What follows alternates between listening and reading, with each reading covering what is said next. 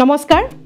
যেহেতু প্ৰচণ্ড গৰম পৰিবলৈ আৰম্ভ কৰিছে আৰু আগলৈও আৰু বেছি গৰম হ'বলৈ গৈ আছে সেইবাবে আমাৰ শৰীৰত পৰা বিভিন্ন অপকাৰৰ বিষয়ে আমি জনাটো বিৰাটেই বেছি আৱশ্যকীয় এই গৰমৰ ফলত বিভিন্ন ধৰণৰ স্বাস্থ্য অপকাৰ হ'ব পাৰে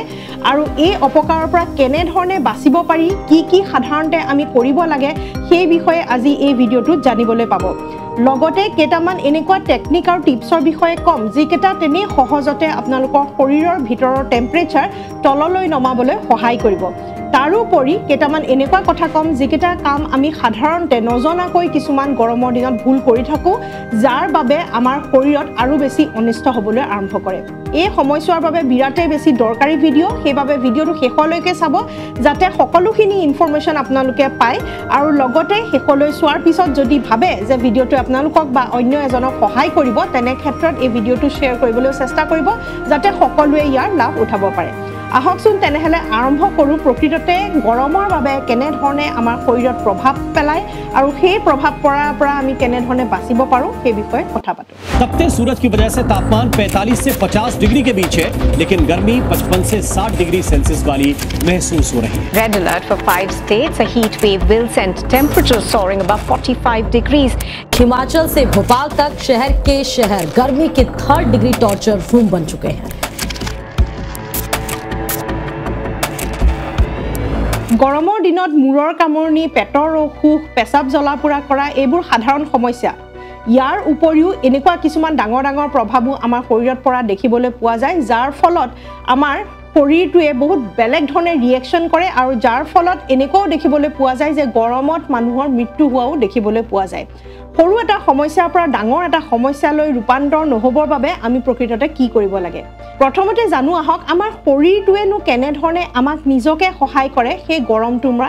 গৰমটোৰ পৰা বচাবলৈ দুটা ধৰণে আমাৰ শৰীৰটোৰ টেম্পাৰেচাৰ মেইনটেইন কৰি ৰাখিবলৈ বা কমাই ৰাখিবলৈ সহায় কৰে সেই দুটা ধৰণ হৈছে প্ৰথমটো হৈছে ঘাম আমাৰ গৰম উঠিলে আমি ঘামো আৰু সেই ঘামে আমাৰ শৰীৰটো ঠাণ্ডা কৰিবলৈ শীতল কৰিবলৈহে প্ৰকৃততে সহায় কৰে দ্বিতীয়টো ধৰণ যাৰ সহায়ত আমাৰ শৰীৰটোৱে নিজে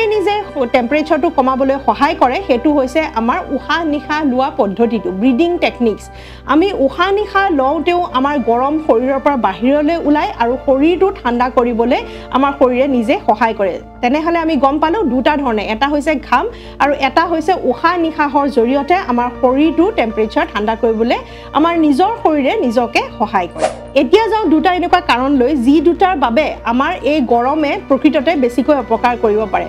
প্ৰথমটো হৈছে আমাৰ গৰমৰ অকল তাপমানটোৱে অপকাৰ নকৰে তাৰ লগতে থকা বায়ুমণ্ডলত থকা হিউমিডিটিটোৱে বেছিকৈ অপকাৰ কৰে যাক এপাৰেন্ট হিট বুলিও কোৱা যায় গৰম আৰু হিউমিডিটি জয়েন হৈ পেলাই আপোনালোকে যদি গুগলত মাৰে যে প্ৰেজেন্ট টেম্পাৰেচাৰ বা প্ৰেজেন্ট ওয়েদাৰ বুলি তেনেহলে তাত দুটা নম্বৰ পাব এটা হৈছে টেম্পাৰেচাৰ থাকিব আৰু এটা হৈছে how it feels বুলি এটা বেলেগকৈ ডিগ্ৰী থাকিব তাৰ মানে আপোনালোকৰ যদি 30 ডিগ্ৰীও হৈছে কিন্তু আপোনালোকৰ হয়তো ফিল 40 ডিগ্ৰী নিচিনা হ'ব পাৰে যদিহে সেই বায়ুমণ্ডলত হিউমিডিটি বেছিকৈ থাকে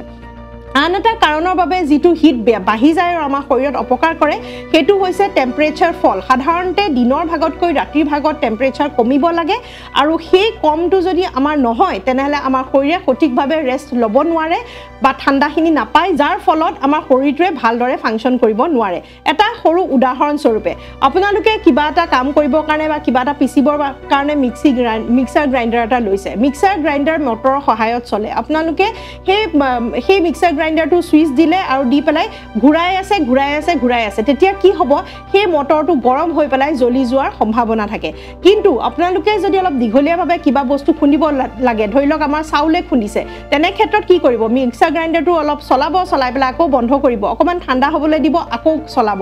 সেই একে ধৰণে আমাৰ শৰীৰটোৱে ফাংচন কৰে যদি শৰীৰটোক ঠাণ্ডা হ'বলৈ দিয়া নাযায় বিশেষকৈ ৰাতিৰ সময়ত যেতিয়া টেম্পাৰেচাৰটো ফল হয় সেই ফল হোৱা সময়ত যদি আমাৰ শৰীৰটো ঠাণ্ডা হ'ব নোৱাৰে তেনে ক্ষেত্ৰত আমাৰ শৰীৰটোৱে ৰিয়েকশ্যন কৰা দেখিবলৈ পোৱা যায় গৰমৰ বাবে আটাইতকৈ ভয়ানক সমস্যাটো হৈছে হিট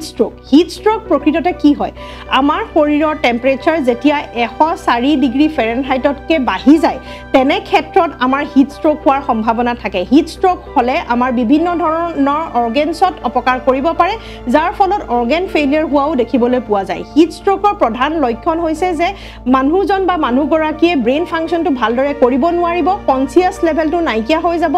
অচেতন হৈ যাব পাৰে আৰু কেতিয়াবা অচেতন নহলেও কথাবোৰ ভাবিব নোৱাৰা হৈ ব্ৰেইন কনফিউজন এটা হ'ব পাৰে আৰু এইখিনিৰ পৰাই লাহে লাহে অৰ্গেনছত অপকাৰ কৰি মানুহ এজনৰ মৃত্যু হ'ব পাৰে সেইবাবে হিট ষ্ট্ৰোকৰ পৰা বাচি থকাটো বিৰাটেই বেছি দৰকাৰী হিট ষ্ট্ৰোক হোৱাৰ আগতে কিছুমান এনেকুৱা আগজাননী দিয়ে যাৰ ফলত আমি জানিবলৈ সক্ষম হওঁ যে আমাৰ শৰীৰটো খুব বেছিকৈ টেম্পাৰেচাৰ বাঢ়িছে সেই আগজাননীবোৰ কি হয় মই আপোনালোকক অকমান চমুকৈ জনাবলৈ চেষ্টা কৰিছো আগজাননীটো হৈছে যদিহে আপোনালোকক খুব বেছিকৈ গৰমৰ দিনত মাসল ক্ৰেম্প হৈছে অৰ্থাৎ আপোনালোকৰ কলাফুলৰ মাংসপেশী কিৰাময় খুব সঘনাই ধৰিবলৈ লৈছে তেনেহলে তাৰ আগজাননী হ'ব পাৰে কিয়নো ই হয় আমাৰ ইলেক্ট্ৰোলাইট ইমবেলেন্স বা আমাৰ শৰীৰত হোৱা ডিহাইড্ৰেচনৰ ফলত এনে ধৰণৰ মাসল ক্ৰেম্প হ'ব পাৰে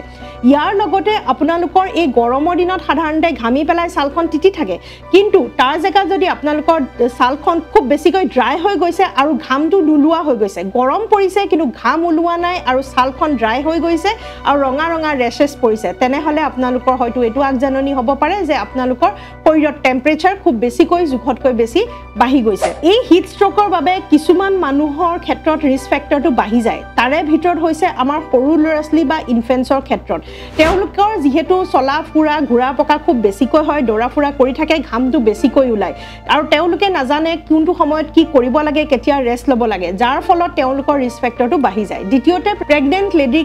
ক্ষেত্ৰতো ৰিস্ক ফেক্টৰ বাঢ়ি থকা দেখিবলৈ পোৱা যায় এই হিট ষ্ট্ৰোকৰ আৰু লগতে কিছুমান মানুহে যিবোৰ এন্টি ডিপ্ৰেছন মেডিচিন লৈ আছে বা হাৰ্টৰ বাবে ACE ইনহিবিটৰ বুলি এটা মেডিচিনছ লৈ আছে এই গ্ৰুপ অফ মেডিচিনছবোৰ আপোনালোকে খাই থাকিলে আপোনালোকৰ শৰীৰত ডিহাইড্ৰেচন কৰিব পাৰে যাৰ ফলত হিট ষ্ট্ৰোক হোৱাৰ সম্ভাৱনা বেছি থাকে আৰু তেওঁলোকে অলপ বেছি কেয়াৰফুল হ'ব লাগে লগতে বয়সৰ ক্ষেত্ৰতো বেছিকৈ দেখিবলৈ পোৱা যায় এই গৰমে অপকাৰ কৰে কাৰণ আমাৰ শৰীৰটোৱে লাহে লাহে বেলেগ ধৰণে ফাংচন কৰিবলৈ আৰম্ভ কৰে ব্লাড পাম্পৰ ক্ষেত্ৰতো বেলেগ চেঞ্জেছ হয় আমাৰ ছালৰ পৰ্জৰ ক্ষেত্ৰতো বেলেগ বেলেগ চেঞ্জেছ হয় আৰু লগতে তাৰ লগত যদি টাইপ 2 ডায়াবেটিছ থাকে তেনে ক্ষেত্ৰত এজন মানুহৰ সেই গৰমৰ বাবে কিডনিৰ সমস্যা হোৱাও দেখিবলৈ পোৱা যায় এতিয়া আমি জানিবলৈ চেষ্টা কৰো যে এই গৰমৰ হিটৰ পৰা বাচিবলৈ আমাৰ শৰীৰটোৰ টেম্পাৰেচাৰ ঠাণ্ডা কৰিবলৈ আমি কি কি কৰিব লাগে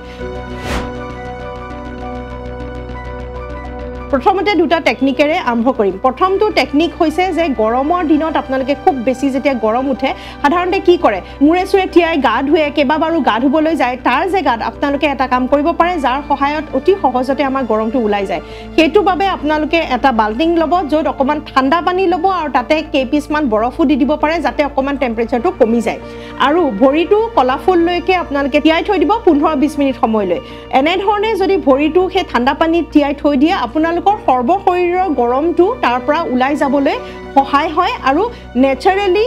ঘপককৈ নহয় 30 মিনিটৰ ভিতৰত লাহে লাহে শৰীৰটো ঠাণ্ডা হ'বলৈ আৰম্ভ কৰে আৰু তাৰ ফলত অপকাৰবোৰ কমকৈ হয় দ্বিতীয়টো টেকনিক হৈছে আমাৰ এটা ব্ৰিডিং টেকনিক যিটো কয় শীতলী ব্ৰিড বুলি মই ভিডিঅ'টোৰ আৰম্ভণিতে কৈছিলোঁ যে আমাৰ ঘাম আৰু লগতে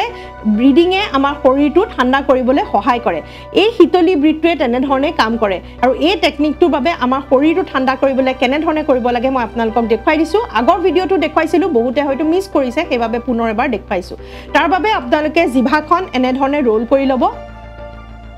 আৰু ৰোল কৰি লোৱাৰ পিছত উশাহটো ভিতৰলৈ জিভাৰ মাজেদি লৈ যাব মই দেখুৱাইছোঁ আপোনালোকক কেনেধৰণে কৰিব লাগে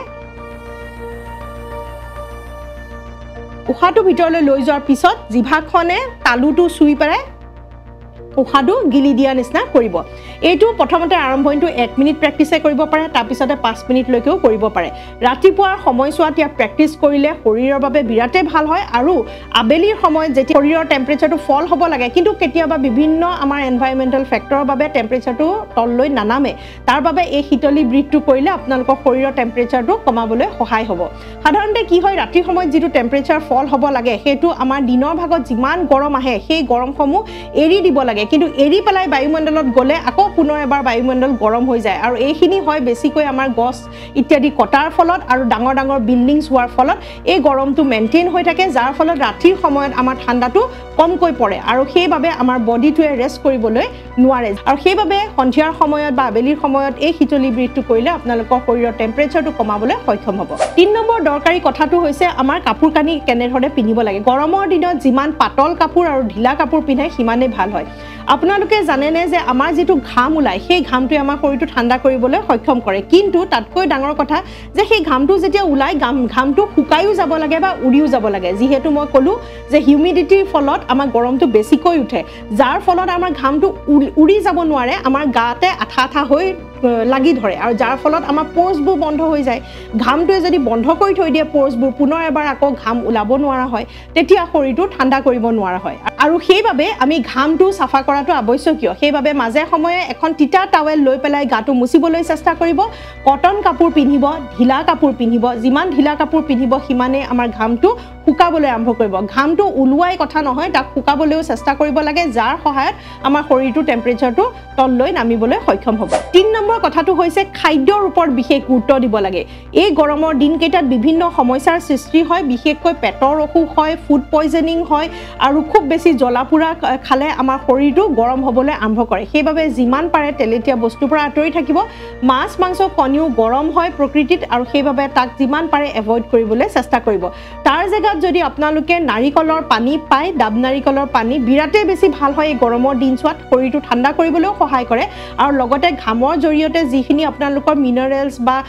সল্ট নিমখ ওলাই গ'ল সেইখিনিকো আকৌ পুনৰ এবাৰ পৰিপূৰ্ণ কৰিবলৈ ইলেক্ট্ৰোলাইট বেলেন্স বুলি যাক কওঁ সেইটো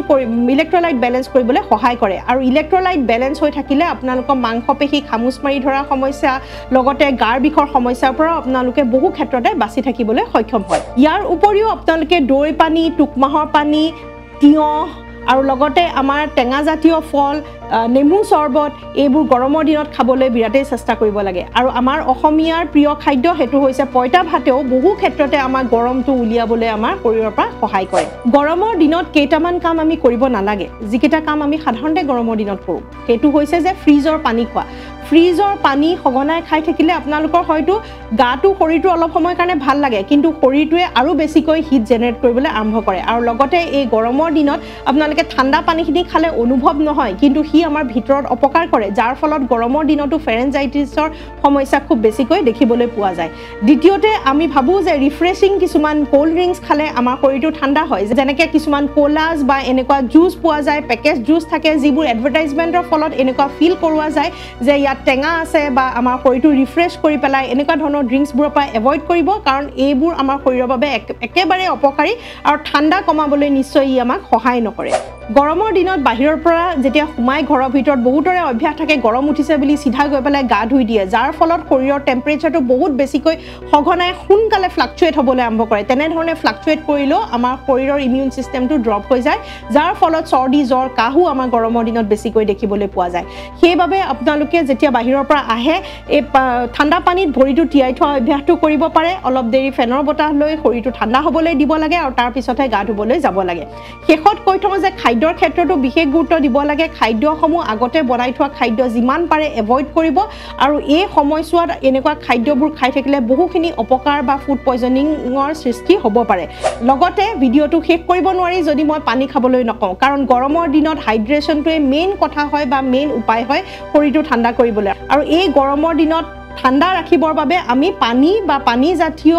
হেলদি ড্ৰিংকস কিছুমান আমি নিশ্চয় খাবলৈ চেষ্টা কৰিব লাগে আমি দিনটোত কমসে কম 3 পৰা 3.5 অৰ্থাৎ 12 গিলাস পানী ডেইলি খাবলৈ গৰমৰ দিনত চেষ্টা কৰাটো উচিত যাৰ ফলত আমাৰ পেছাবৰ ইনফেকশন ইউটিআই সমস্যা পেছাব জ্বলা পুৰা এই সমস্যাবোৰৰ পৰা বাচি থাকিবলৈ সক্ষম হ'ম আশা কৰোঁ এই ভিডিঅ'টোৰ জৰিয়তে বহুতখিনি অলপকৈ ইনফৰমেশ্যন পাবলৈ সক্ষম হ'ল আৰু যদি ভিডিঅ'টো আপোনালোকে চাই আছে আৰু ভাল পাইছে তেনেহলে আপোনালোকৰ পৰা এটা আশা ৰাখিলোঁ যে ভিডিঅ'টো শ্বেয়াৰ কৰক এই সময়ছোৱাত বহু লোকৰে এই ভিডিঅ'টোৰ পৰা লাভ হ'ব বুলি মই ভাবোঁ সেইবাবে আপোনালোকক শ্বেয়াৰ কৰিবলৈ অনুৰোধ জনালোঁ নতুন এটা ভিডিঅ'ৰ যোগেৰে লগ পোৱাৰ প্ৰতিশ্ৰুতি আজিলৈ সামৰো নমস্কাৰ